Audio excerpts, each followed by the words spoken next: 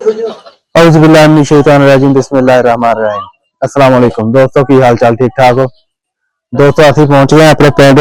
कल रात दे तुहानू दस्सिया सी पिंड अपने दा ते हवेली भी असीं आ गए ते पिंड अपना है टोबा टेक सिंह के लागे पिंड आ। टोबा शहर साडा टोबा टेक सिंह है, पिंड है साडा 380 जिंबे टाली।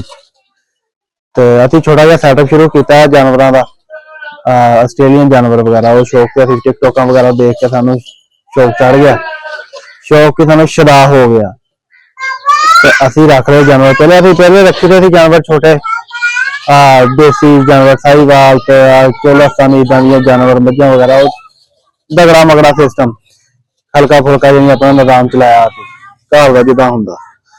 लेकिन फिर असीं कहे क्यों असीं दूसरे फार्म फुरम देख के फेसबुक टिकटॉक वगैरह ते सानू असीं शौक होया कि असीं आ भी काम करिए।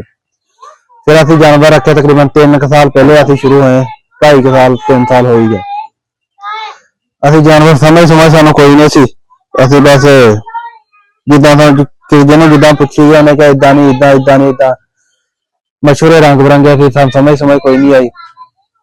तो फिर असीं काम शुरू कर लिया अपने हिसाब नाल। असीं ले आंदियां वैड़ा वूड़ा, कोई 1.5 लाख की, कोई 2 लाख की, कोई 5 लाख की, कोई 7 लाख की असीं लई आए। तो कोई मारी गए तो कोई वेची गए, समझ सानू कोई नहीं आई।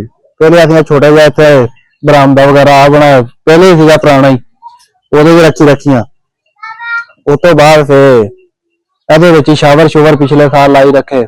गर्मी बहुत मनाउंदियां ये जानवर, तो पंखा पुंखा ला के इत्थे गुजारा करते रहे। कूलर लाई रखा, कूलर भी हुण उत्ते हुण तो फिलहाल शुरू नहीं हुआ, मौसम ठीक है, कूलर भी ऊपर पे है। तो इस साल फिर असीं हो गए जानवर भी साढ़े को बढ़ गए। तो इस तो फिर असीं ना कोई टप्परा टाइप ना छोटा जिहा बनाया शैड जिहा अपनी हसीयत के हिसाब नाल। जानवर तो फिलहाल सानू कोई बचत बुचत कोई नहीं हो रही, समझ भी फिलहाल नहीं आ रही, बस पैसे लगी जा रहे। ये आके दिल पछोरी हो जाती है देख के जानवरों को। हाँ भी साढ़े जानवर दुध भी माशाल्लाह ठीक दे रहे, लेकिन सानू समझ कुछ नहीं आ रही। बचत होने की बजाय ना विचों सानू लगी जा रहा है। पिछले दिनों च काफी गाय भी अपनी मार ली, ओहदा जिगर वगैरह काम करना हट गया।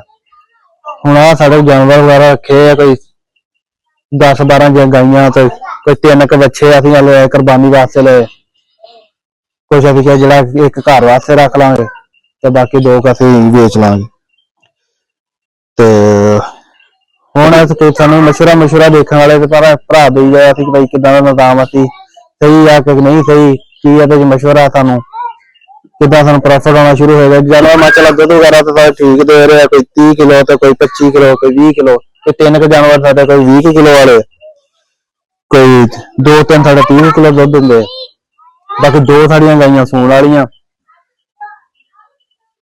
माशाल्लाह जी गाई है उधर दिखा यार, गाय सूण वाली है, दोनों सूण वाली है, एक वैड़ एक गाई है। वो तीसरा सूआ गाई अपनी बाहरों ली थी, किसी ने सानू क्या भाई गब्बन, तो उस हिसाब नाल असीं खरीद के ले आए। लेकिन इत्थे आन के चेक करवाई कि वो गब्बन नहीं सी, ज़बानी कलामी लैके आए तो गब्बन नहीं निकली वो। तो हुण माशाल्लाह गब्बन कोई 5वें महीने च, ओहदे 6वें महीने च, 6 महीना ओहदा मुकम्मल हो गया।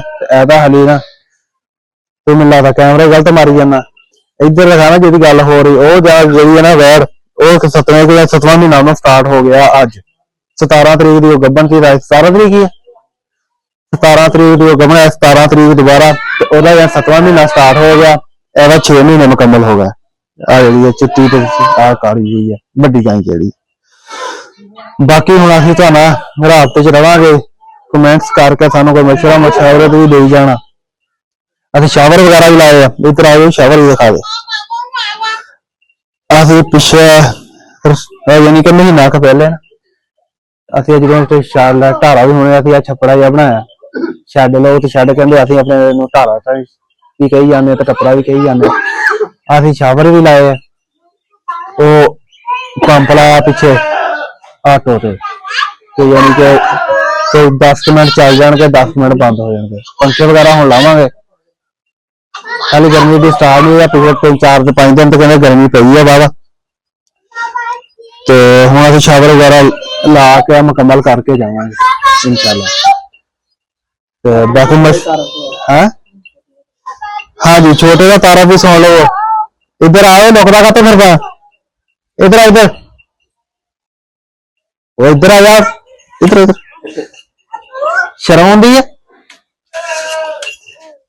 हाँ जी असि मुलाजम रखे है मुलाजम की बोस ही रखे है। एक मुलाजम साहब छुट्टी जाता एक दिन का कह के मुड़ के आउंदा 15-20 दिनों बाद ਇਹਦਾ ਰਿਸ਼ਤੇਦਾਰ ਹੀ ਆ। ਇਹ ਅਸੀਂ ਛੋਟੇ ਦੋ ਰੱਖੇ ਹੋਏ ਤੇ ਤੰਗ ਇਹ ਸਾਨੂੰ ਬਹੁਤ ਕਰਦੇ